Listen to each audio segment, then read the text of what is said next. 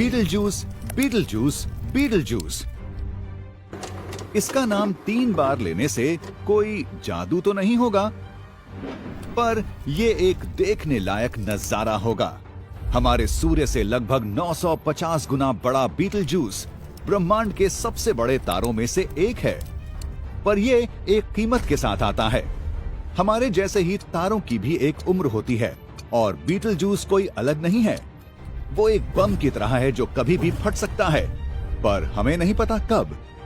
तो क्या हो अगर आज ही वो दिन हो जब बीटलजूस एक धमाके के साथ फट जाए? हमारी पृथ्वी इससे कैसे प्रभावित होगी? और क्या हमारा ब्रह्मांड कभी पहले जैसा रहेगा? आप देख रहे हैं क्या हो अगर, और ये है क्या हो अगर बीटलजूस तारा अभी फट जाए तो। बीटलजूस 650 प्रकाश वर्ष की दूरी पर होने के साथ पृथ्वी के सबसे करीबी तारों में से एक है। ये इसे अनुभवी और शौकिया खगोल वैज्ञानिकों के बीच समान रूप से प्रसिद्ध बनाता है। बीटलजूस एक बहुत बड़ा लाल तारा है। इसका मतलब जब उसकी उम्र खत्म होगी तो वो पहले फैलेगा और फिर फट के अपने कोर भाग में ढह सकता है और शायद एक ब्लैक होल भी बन सकता है। चलिए मान लेते हैं कि आज के ही दिन बीटलजूस फटेगा और इससे एक आश्चर्यजनक ब्रह्मांडीय लाइट शो होगा। पर इससे पहले कि हम बीटलजूस के इस आखिरी दिन को देखें, एक फटता हुआ तारा पृथ्वी को क्या नुकसान पहुंचा सकता है? तारों को न्यूक्लियर पावर प्लांट्स की तरह समझिए। अगर ये फटेंगे तो आप एक बहुत बड़े पैमाने पर तबाही को देखेंगे। बीटलजूस के फटने के 50 प्रकाश वर्षों के अंदर किसी भी चीज को शक्तिशाली शॉक वेव्स को झेलना होगा और वो धूल और रेडिएशन से भर जाएगा।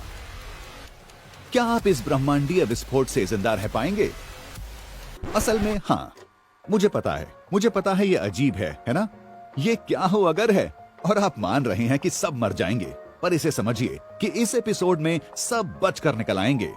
बीटलजूस के फटने से हम केवल एक ही दुष्प्रभाव महसूस करेंगे और वो है दुख। ये बहुत बेकार होगा कि हमें ओरायन तारा मंडल के सबसे चमकीले तारे को अलविदा कहना होगा। यहाँ नीचे पृथ्वी पर हम आकाश में एक बहुत चमकीला प्रकाश देखेंगे। ये दिन में भी दिखाई देगा और इतना चमकीला होगा कि रात में एक पूर्ण चंद्रमा को भी टक्कर देगा। परेशान ना हो, आप इसे जरूर देख पाएंगे क्योंकि ये लाइट शो कुछ समय तक चलता रहेगा। ऐसा इसलिए है क्योंकि प्रकाश को ब्रह्मांड में अपनी जगह से हमारी जगह पर आने में 650 प्रकाश वर्ष का सफर तय करना होगा। ये एक असाधारण और देखने लायक घटना होगी, पर बीटलजूस अब फटने वाला होगा। और बस इतना ही। आपका साथ बहुत अच्छा रहा बीटलजूस। हम इस विस्फोट से होने वाले किसी नतीजों को महसूस करने के लिए काफी दूर बैठे हैं, करीब 10 गुना दूर। अगर हम नहीं होते तो ये दूसरी कहानी होती।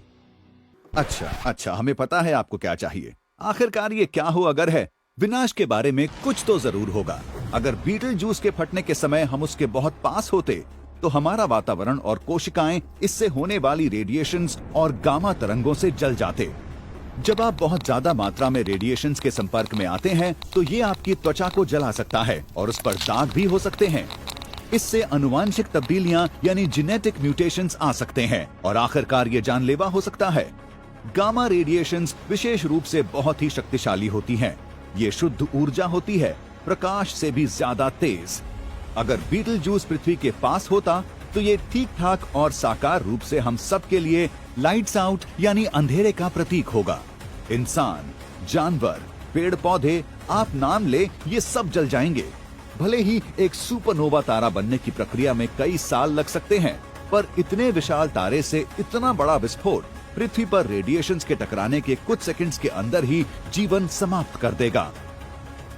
और अगर हमारे पास ग्रहों के बीच जहाज होते जिनसे हम ये ग्रह छोड़कर समय से चले जाते, बीटलजूस इतना बड़ा है कि हमारे सौर मंडल में कोई भी ग्रह नहीं है जो इस विस्फोट से बच पाता। क्या आप खुश हैं? सब मर जाएंगे। शुक्र है कि हम बीटलजूस से काफी दूर हैं कि हम पर इस विस्फोट के सीधे, प्रत्यक्ष या हानिकारक असर हों। बीटलजूस फटने वाला है, पर इसमें अभी 1 लाख साल और लगेंगे। जब ऐसा होगा तो खगोल विज्ञानियों को ओरायन की संरचना के बारे में फिर से सोचना होगा।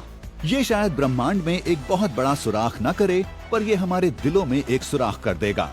पर अभी हम ब्रह्मांडीय जंगलों से बाहर नहीं हैं। क्या हो अगर एक दूसरी विनाशकारी ब्रह्मांडीय घटना होने वाली हो तो? क्या हो